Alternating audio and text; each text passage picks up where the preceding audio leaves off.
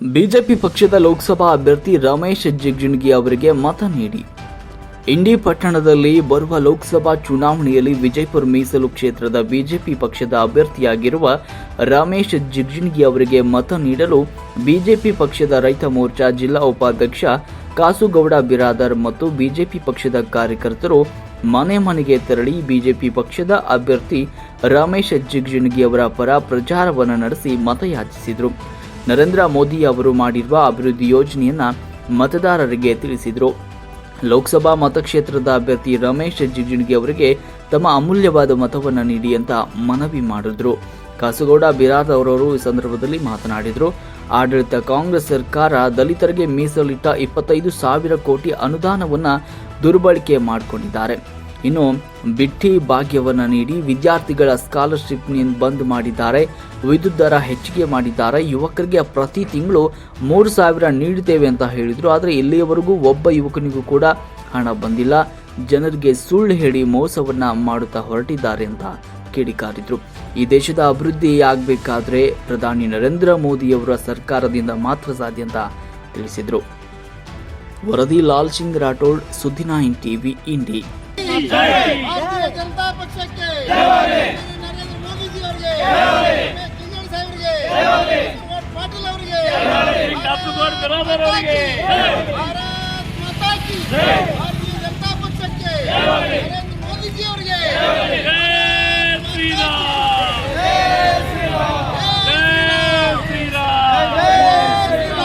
ಮನುಷ್ಯ ಇವತ್ತು 10-8 ಸಲ ಬರಬೇಕಾದ್ರೆ ಅವ್ರ ಬಳಿ ಎಂಥ ಶಕ್ತಿ ಅದ ಅನ್ನುವಂಥದ್ದು ಜನರು ಮನವರಿಕೆ ಆಗ್ಯಾರ. ಹೀಗಾಗಿ ಇವತ್ತು ನಿಮ್ಮ SC/ST ಒಳಗೆ ನಮ್ಮ ರಾಜು ಆಲ್ಗೂರ್ ಅವ್ರಿಗೆ ನಾನು ಒಂದು ಮಾತನ್ನು ಇವತ್ತು ಈ ಸಂದರ್ಭದಲ್ಲಿ ನಿಮ್ಮ ಮುಖಾಂತರ ಕೇಳಬೇಕಾಗ್ಯದ. ಯಾಕಂದರೆ 25,000 ಕೋಟಿ ರೂಪಾಯಿ ಏನದ SC/ST ಏನದ ನೀವು ದುರ್ಬಳಕೆ ಮಾಡ್ಕೊಂಡಿದ್ದೀರಿ ಕಾಂಗ್ರೆಸ್ ಸರ್ಕಾರ. ಇವತ್ತು ಅವರು ಯಾವುದೋ ಒಂದು ದನಿ ಎತ್ತಾ ಇಲ್ಲ. ಇವತ್ತು ನಮ್ಮ ದಲಿತ ಸಮಾಜದ ಹಿರಿಯರು ಮುಖಂಡರು ಅದು ಸುಮ್ಮನೆ ಯಾರು ಏನದ ಸರ್ಕಾರಕ್ಕೆ ಹೋರಾಟ ಮಾಡ್ತಾ ಇಲ್ಲ. ಇಂಥ ಒಂದು ಅನ್ಯಾಯ ಕೂಡ ಕಾಂಗ್ರೆಸ್ ಸರ್ಕಾರದಲ್ಲಿ ನಡೆದು ಹೋಗ್ಯದ. ಹಾಗಾಗಿ ಇವತ್ತೇನದ ನಮ್ಮ ರಮೇಶ್ ಜಿಗಜಿಣಗಿ ಸಾಹೇಬರು ಒಳ್ಳೆಯ ಒಂದು ಎಲ್ಲರಿಗೂ ಒಂದು ಆದರ್ಶ ವ್ಯಕ್ತಿಗಳಾಗಿ ಹಿರಿಯರಾಗಿ ಬಂದಿದ್ದಾರೆ.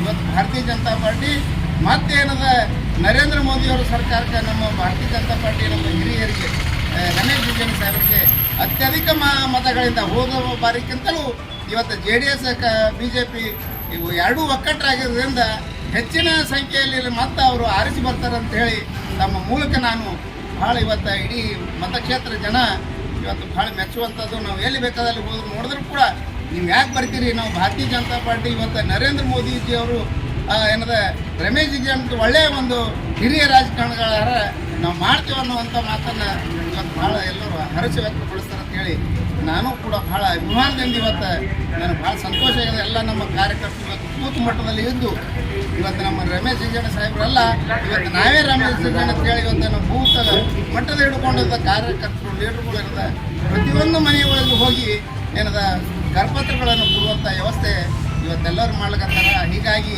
ನಾಳೆ ಏನದ 7ನೇ ತಾರೀಕಿನ ನಾನು ವಿನಂತಿ ಮಾಡ್ಕೊತೀನಿ. 7ನೇ ತಾರೀಕಿನ ದಿವಸ ಇಂಥ ಉರಿ ಬಿಸಿಲಿನಲ್ಲಿ ಕೂಡ ತಾವೆಲ್ಲ ತಾಯಂದಿರು, ಹಿರಿಯರು, ಯುವಕ ಮಿತ್ರರು ಎಲ್ಲರೂ ಕೂಡ ಏನದ ಬಿಸಿಲಾಗದ್ರಾಗ ಏನದ ಓಟ್ ಹಾಕಿ ಬರ್ರಿ ಅಂತೇಳಿ ತಮ್ಮಲ್ಲಿ ವಿನಂತಿ ನಾನು ಕೇಳ್ಕೊತೀನಿ. ನಮ್ಮ ಸಾಹೇಬರ 1ನೇ ನಂಬರ್ ಗುರುತಿನ ಚಿಹ್ನೆ ಭಾರತೀಯ ಜನತಾ ಪಾರ್ಟಿ ಕಮಲದ ಹೂವಿಗೆ ನೀವೆಲ್ಲರ ಆಶೀರ್ವಾದ ಮಾಡಿರಿ ಅಂತೇಳಿ ತಮ್ಮನ್ನು ಕೇಳ್ಕೊಂಡು ನಾನು ಒಂದೆರಡು ಮಾತು ಮುಗಿಸ್ತಾ ಇದ್ದೀನಿ. ಭಾರತ್ ಮಾತಾ ಕಿ, ಭಾರತೀಯ ಜನತಾ ಪಕ್ಷಕ್ಕೆ, ಸನ್ಮಾನ್ಯ ನರೇಂದ್ರ ಮೋದಿಜಿ ಅವರಿಗೆ, ರಮೇಶ್ ಜಿಗಜಿಣಗಿ ಸಾಹೇಬರಿಗೆ, ಬಸವನಗೌಡ ಪಾಟೀಲ್ ಅವರಿಗೆ ಭಾರತ್ ಮಾತಾ ಕಿ, ಜೈ ಶ್ರೀರಾಮ್, ಜೈ ಶ್ರೀರಾಮ್, ವಂದೇ ಮಾತರಂ. ಪಾರ್ಟಿ ಲೋಕಸಭೆಯ ಚುನಾವಣೆಯ ನಿಮಿತ್ತವಾಗಿ ಈ ಒಂದು ಮತಕ್ಷೇತ್ರದ ಸಾಮಾನ್ಯ ನಮ್ಮ ಅಭ್ಯರ್ಥಿಯಾಗಿರ್ತಕ್ಕಂಥ ಹಿರಿಯರು ಮುತ್ಸದ್ದಿ ರಾಜಕಾರಣಿಗಳಾಗಿರ್ತಕ್ಕಂಥ ರಮೇಶ್ ಜಿಗಜಿಣಗಿ ಸಾಹೇಬರ ಒಂದು ಪ್ರಚಾರ ನಿಮಿತ್ತವಾಗಿ ಇಡೀ ಇವತ್ತು ನಮ್ಮ ಮತಕ್ಷೇತ್ರದಲ್ಲಿ ಎಲ್ಲ ಕಾರ್ಯಕರ್ತರು ಬೂತ್ ಅಧ್ಯಕ್ಷರು ಹಿಡ್ಕೊಂಡು ಎಲ್ಲ ನಮ್ಮ ಭಾರತೀಯ ಜನತಾ ಪಾರ್ಟಿಯ ಮುಖಂಡರು ಹಿಡ್ಕೊಂಡು ಈ ಮತಕ್ಷೇತ್ರದಲ್ಲಿ ಒಳ್ಳೆಯ ಒಂದು ವಾತಾವರಣ ಇವತ್ತು ಇದ್ದುದರಿಂದ ಇಡೀ 8 ಮತಕ್ಷೇತ್ರಕ್ಕಿಂತಲೂ ಯಾವಾಗಲೂ ನಮ್ಮ ಮತಕ್ಷೇತ್ರ ರಮೇಶ್ ಜಿಗಜಿಣಗಿ ಅವರಿಗೆ ಹೆಚ್ಚಿನ ಮತಕ್ಷೇತ್ರದಿಂದ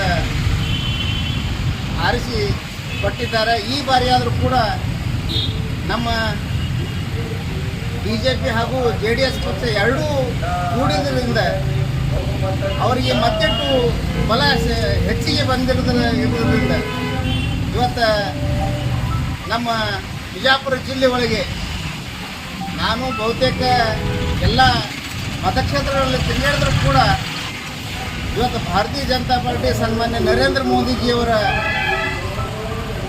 ಒಂದು ಆಡಳಿತವನ್ನು ನೋಡಿ ಇವತ್ತು ಜನರು ಈ ಕಾಂಗ್ರೆಸ್ ದುರಾಡಳಿತದಿಂದ